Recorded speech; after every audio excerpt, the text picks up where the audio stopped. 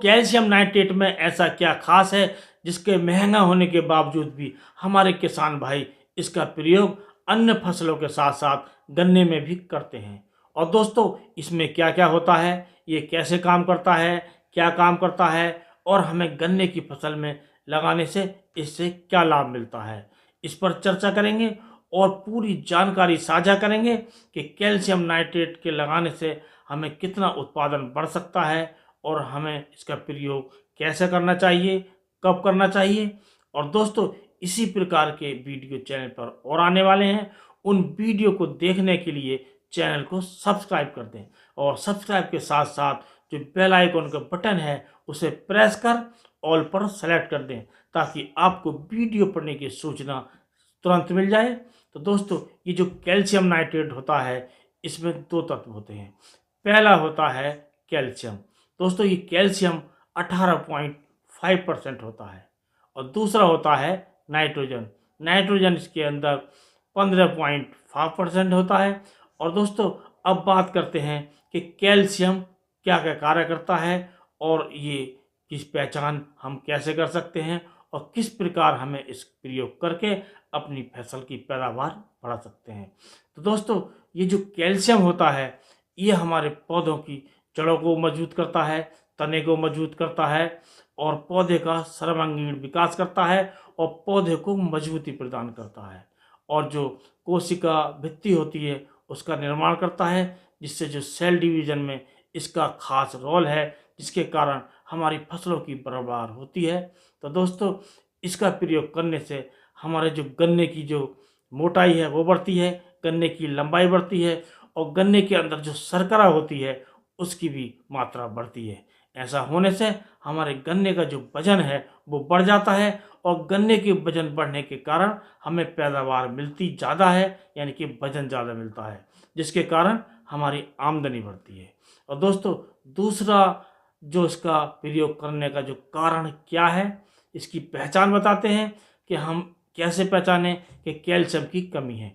तो दोस्तों, कैल्शियम की कमी के जो लक्षण हैं वो इस प्रकार हैं कि हमारी पौधे की पत्तियां पीली पड़नी शुरू हो जाती हैं और वो ऊपर से हम देख सकते हैं वो मुड़ी होती दिखाई देती हैं और इसके साथ साथ जो पत्तियों के किनारे होते हैं वो मुड़े हुए दिखाई देते हैं और जो ऊपर की जो कलिका है वो सूखना स्टार्ट हो जाती है।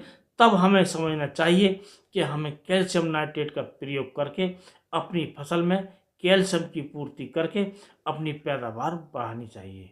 और दोस्तों, दूसरा होता है नाइट्रोजन। तो दोस्तों, नाइट्रोजन जैसा कि हम सभी जानते हैं, ये जो नाइट्रोजन होता है ये हमारी फसलों के लिए सबसे पहला पौष्टिक तत्व है। यानी कि नाइट्रोजन, फास्फोरस और पोटेशियम ये तीन मुख्य पोषक तत्व होते हैं जिसमें नाइट्रोजन को जो पहला स्थान मिलता है। आप किसी भी कंपाउंड पर, किसी भी जो मिक्सचर खाद आते हैं उन पर भी आप देख सकते हैं, चाहे नाइट्रोजन उसमें हो या ना हो, लेकिन नाइट्रोजन को पहला स्थान मिलता है। जैसे एनपीके, एनपीके का मतलब होता है नाइट्रोजन, फास्फोरस और पोटेशियम, जबकि उसमें जैसे नाइट्रोजन 0% होता है और फास्फोरस 0% होता है और पोटेशियम 50% होता है। लेकिन तब भी हमारी कंपनियां एनपीके 0050 लिखती हैं, यानी कि इसको पहला स्थान देती हैं। और दोस्तों, इसके प्रयोग करने से जो हमारी गन्ने की वेजिटेटिव ग्रोथ अच्छी होती है, यानी कि शुरुआती अवस्था में जो बढ़वार होती है वो गन्ने की हो या किसी दूसरे की फसलों की हो उसकी अच्छी होती है। तो इसका प्रयोग करने से हमें दो दो पोषक तत्वों की प्राप्ति होती है, यानी कि हमारी फसल में दो तत्व पूरे हो जाते हैं जो बहुत ही ज़रूरी होते हैं और ऐसा होने से हमारे गन्ने की पैदावार बढ़ती है। तो दोस्तों, अब बात आती है कि हमें इसको कब प्रयोग करना चाहिए, कैसे प्रयोग करना चाहिए। तो दोस्तों, ज़्यादातर हमें जो इसका प्रयोग करना है जब हमारी फसल, यानी कि गन्ने की जो फसल है करीब 50 से 60 दिन की हो जाए, तब हमें उसका प्रयोग करना चाहिए। और इसकी जो मात्रा हमें लेनी है वो लेनी है 25 किलोग्राम प्रति एकड़ के हिसाब से और उसे हमें गन्नों की जड़ों में बिखेरने के बाद सिंचाई करनी चाहिए। यदि हम ऐसा कर लेते हैं तो उससे नाइट्रोजन की भी पूर्ति हो जाती है और कैल्शियम की पूर्ति हो जाती है। और दोस्तों, इसके साथ साथ हम इसका स्प्रे भी कर सकते हैं।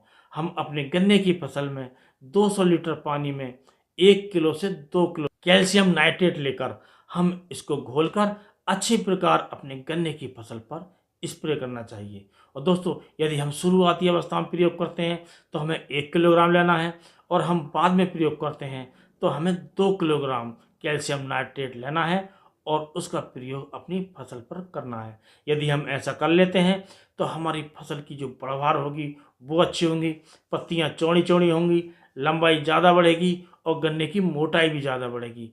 कुल मिलाकर उसमें शर्करा की मात्रा भी ज़्यादा बढ़ेगी, और ऐसा होने से हमें गन्ने का जो उत्पादन मिलेगा बम्पर मिलेगा, वजन ज़्यादा मिलेगा, इसके साथ साथ हमें आमदनी भी ज़्यादा होगी।